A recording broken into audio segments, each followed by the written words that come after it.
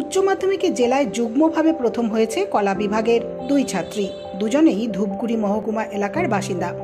একজন আংরা ভাষা বংশীবাদন উচ্চ বিদ্যালয়ের ছাত্রী পুষ্পিতা বিশ্বাস ও অপরজন ডাউকিমারি ডিএন উচ্চ বিদ্যালয়ের ছাত্রী কোয়েল রায়। দুজনেরই প্রাপ্ত নম্বর 483। জেলায় যুগ্মভাবে প্রথম ডাউকিমারি ডিএন উচ্চ বিদ্যালয়ের কোয়েল রায় জানায়, আগামীতে রাষ্ট্রবিজ্ঞান নিয়ে পড়ে ইউপিএসসির প্রস্তুতি নিতে চায় সে। এরপর আইএএস হতে চায় কোয়েল। বিভিন্ন বিষয়ে কোয়েলের প্রাপ্ত নম্বর বাংলায় 95, ইংরেজিতে 98, এডুকেশনে 97, ভূগোলে 99 এবং রাষ্ট্রবিজ্ঞানে 94। অন্যান্য ছাত্রীদের সঙ্গে ব্যাচেই পড়তো কোয়েল। কোয়েলের বাবার ছোট দোকান রয়েছে, মা গৃহবধূ।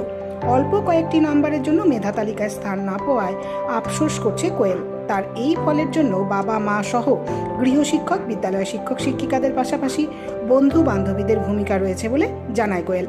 ধূপগুড়ির প্রত্যন্ত অঞ্চলের কোয়েলের ফলে খুশি ধূপগুড়ির শিক্ষানুরাগীরা।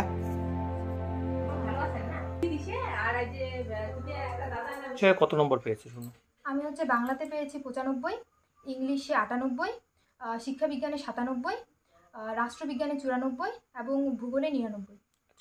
এবার কত ঘন্টা পড়াশোনা করতিস?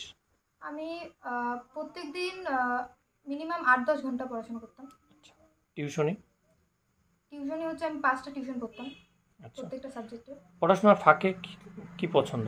পড়াশোনার ফাঁকে আমি তো বেশিরভাগ টাইমটা আমি পড়াশোনাকেই দিতাম, তবু মাঝে সাঝে আর কি একটু এসে গল্পের বই পড়তাম, তারপরে ছবি টবি আঁকতাম। এই পড়াশোনার বিষয়ে সব থেকে বেশি সাহায্য কে করতো? পড়াশোনার বিষয়ে আমার বাবা মা তো আমাকে খুব সাপোর্ট করতো।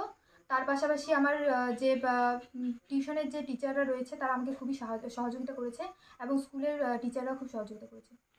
এই যে খুশি তো হব, কিন্তু আরেকটু আশা ছিল।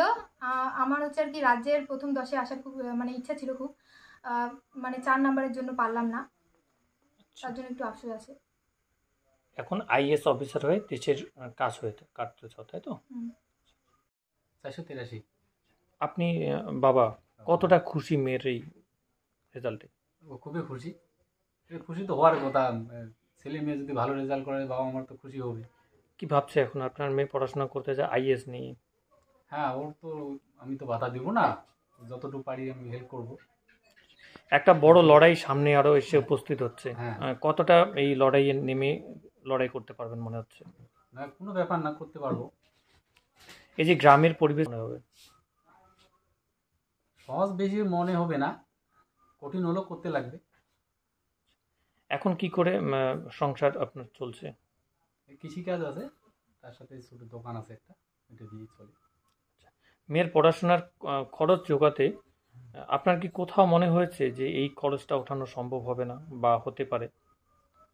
সম্ভব না হলেও করতে লাগবে, চেষ্টা করতে লাগবে। মেয়ের তো আশা যেহেতু এটা। আপনার নাম? রঞ্জিত রায়। এই এলাকাটার নাম? পূর্ব ডাকুমারি, নন্দকালী পাড়া। পরিবারে কতজন রয়েছে আপনার? পরিবারে 2 মেয়ে, স্ত্রী, আমি, বাবা মা আছে, ভাই আছে। আপনার পরিবারে কি কেউ চাকরি করেন এই মুহূর্তে? না।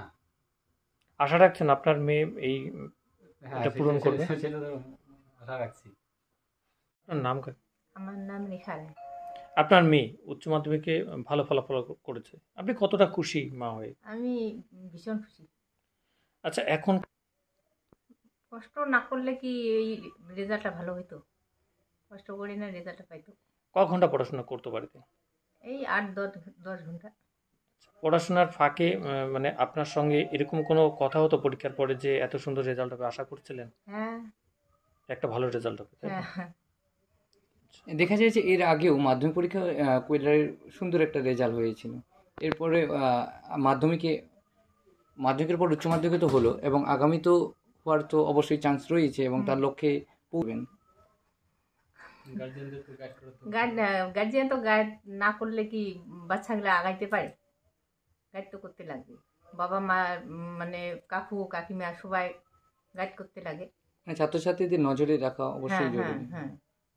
আরেকটি বিষয় আমি জিজ্ঞাসা করছি আপনাকে, যে বর্তমান সময়ে একটা দেখা যাচ্ছে টেলিফোনের চলবাসে একটা চলছে, সবাই মিলে ব্যবহার করছে, তাতে করে কি কোনো কি পড়াশোনার ক্ষেত্রে অসুবিধা হতে পারে কি মনে করছেন? না, পড়াশোনা করা যায় মোবাইল থাকলেও, তাই তো? হ্যাঁ, যায়। আপনার মেয়ে তো মোবাইল চালাতো? হ্যাঁ, ওই যে টিউশনে নোটপত্রের জন্য। হ্যাঁ দেয়, একদম। মোবাইলে করতে লাগে।